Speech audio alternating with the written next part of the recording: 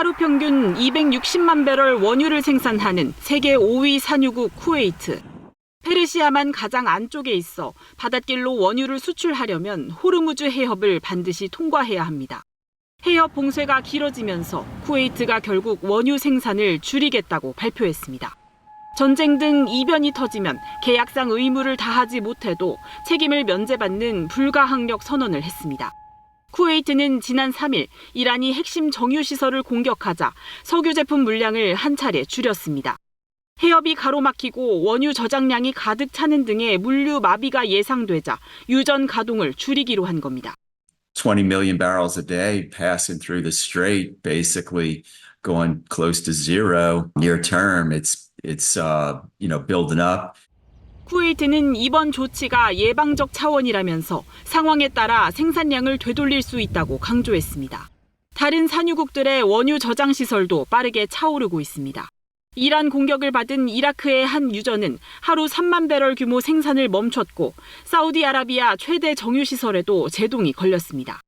카타르는 최대 LNG 생산 시설이 이란의 드론 공격을 받으면서 불가항력 조항을 발동해 가스 생산을 중단했습니다. 유전이나 가스 생산 시설이 속속 가동을 멈추거나 줄이면서 에너지 위기가 점점 현실로 다가오고 있습니다. KBS 뉴스 이세연입니다. 주유소로 들어가는 길목에 200m 넘는 줄이 생겼습니다.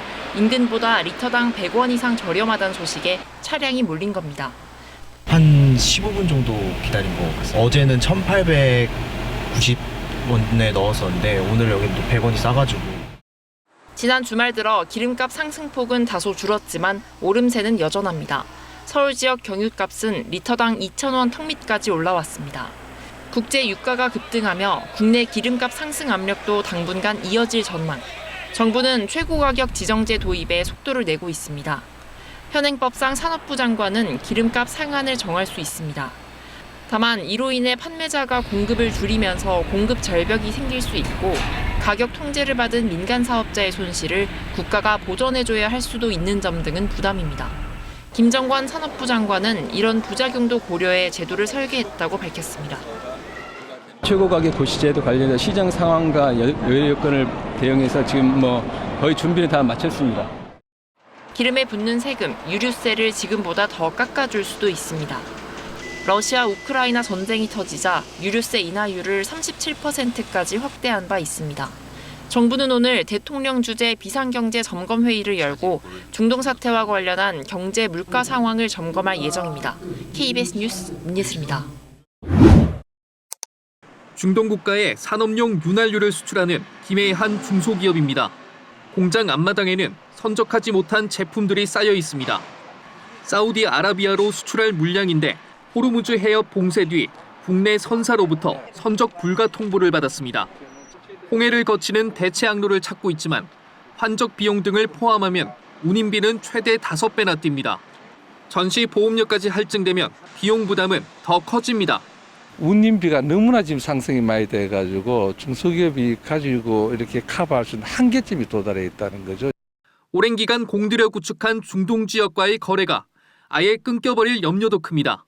당장 필요한데 만약 그게 끊어지면 비싸도 주변에서 조달할 방법을 강구할 거고 바이어와 셀러의 신뢰관계가 깨져버리는 어떤 그런 사태가 생길 수가 있는 거죠. 유가 상승도 부담입니다. 국제 유가가 10% 상승하면 기업 원가는 0.38% 증가하는데 특히 제조업은 평균 0.68% 상승한다는 분석도 나왔습니다. 국제 유가가 불안정해지면서 제조업 중심인 창원 지역 기업들의 원가 부담 우려가 커질 것으로 예상이 됩니다. 지난해 경상남도의 중동 수출 규모는 약 28억 달러. 냉난방귀와 무기류 등 해상운송 의존도가 높은 만큼 경상남도는 지역기업 지원을 위해 한국은행과 코트라, 무역협회 등과 대책본부를 꾸렸습니다. KBS 뉴스 최진석입니다. 현지 시각 4일 밤 이란이 봉쇄하던 호르무즈 해협을 벌크선 아이언 메이든호가 통과한 것으로 알려졌습니다. 외부로 발신하는 신호를 이용해 중국 소유 선박이라고 주장하면서 이란의 공격을 피했다는 겁니다.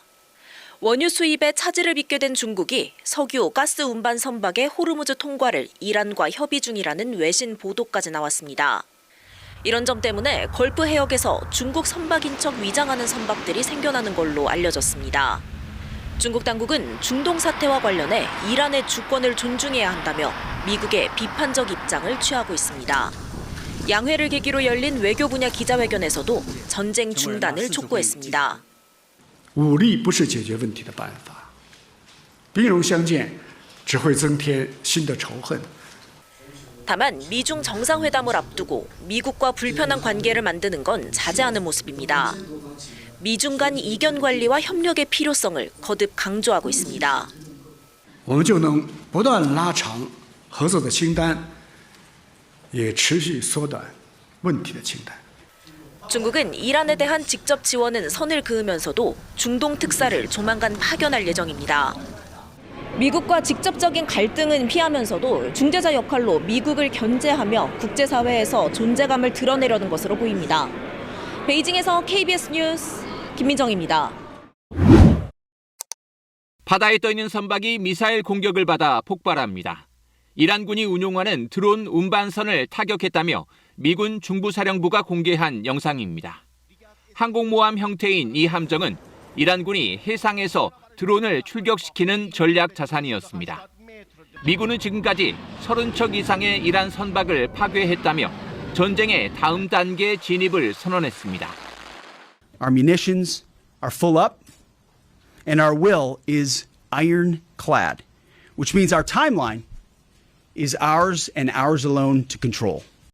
이스라엘군도 지금까지 이란 탄도미사일 발사대 60%, 방공망의 80%를 무력화했다고 주장했습니다. 그러면서 아직 공개되지 않은 추가적인 놀라운 작전이 준비되어 있다며 공세 강화를 예고했습니다. 이에 맞서 이란은 걸프 국가의 미국 시설을 겨냥한 20번째 일제 공격을 단행했고 이로 인해 이스라엘 텔아비브에서 주민 대피령이 발령되기도 했습니다. 이란 역시 협상 가능성을 전면 부인했습니다. Every time they attacked us at the middle of negotiations. So there is no request for a ceasefire by us and there is no request for the negotiation. 중동 석유 수송로의 상황은 더 나빠지고 있습니다. 이란의 호르무즈 해협 봉쇄 선언에 이어 이번에는 걸프 해역 안쪽에 있는 이라크 항만 인근에서 소형 무인 선박이 유조선을 공격했습니다. 이 유조선은 바하마 선적이지만 실제 소유 회사의 본사는 미국에 있습니다. 전쟁 장기화에 대한 우려 속에 서부 텍사스유 가격은 8.51%, 브렌트유는 4.93% 급등했습니다. KBS 뉴스 박석호입니다.